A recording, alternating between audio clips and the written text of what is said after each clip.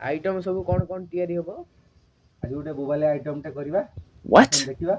आज टमाटो रसुण पिज कंचा लंका सहित गोटे मिसेक गोटे आज चुली तेल मेल पड़ी गोटे हम गोटे बोबालिया ये सब जिनस पत्र कटाकुटी रेडी करवा। आस बर्तमान पिज कटा सरला बर्तमान टमाटो कटा हम लंका कटा हम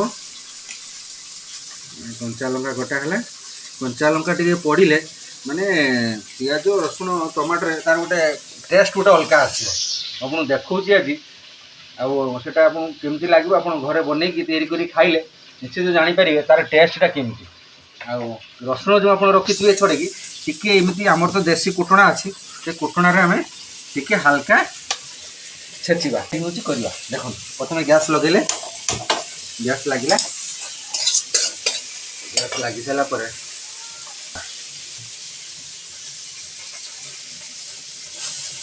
तेल टिके बेसिया करदे कहीं 2 ରୁ 3 मिनट तेल टे गरम होगा देवे।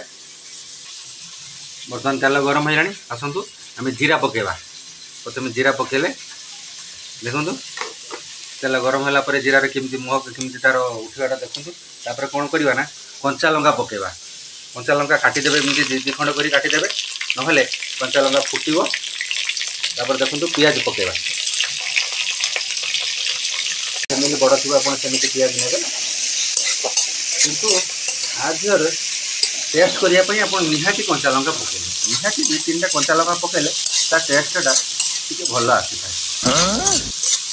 बर्तमान 4-5 मिनिट आम पिज टे मोड़िया छाड़ीदे पूरा आम लाल करवा ना मीडियम माने पिजटा को भाजवा मीडियम प्रकार भाजवा 2 मिनिट आम पाखापाखि पिज आम टे सतुली माने संभली मोड़ीगला एवं आम पकेबा सहित रसुण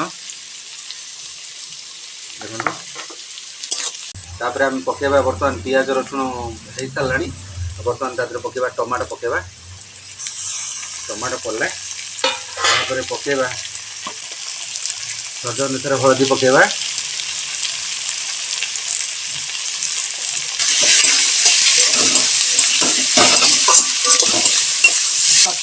तापर स्वाद अनुसार लुण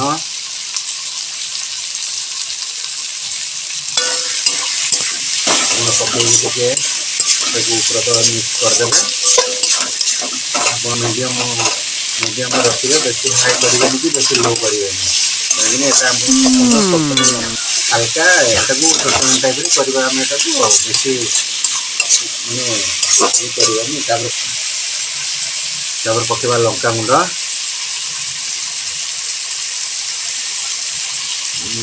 गोटे लंका गुंड नहीं पकेबे चिकेन मसाला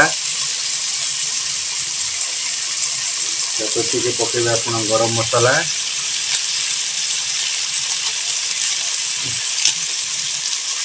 टे पकेबे धनिया गुंड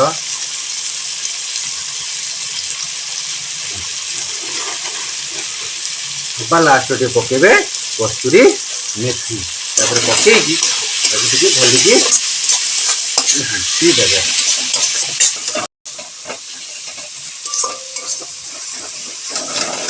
फाइनाली गला रेडी हो गला। फाइनाली देखा टमाटो पिज लंका रसुण केमती आमर चटनीटा तैयार टेस्ट कर देखा आसतु केमती लगुच।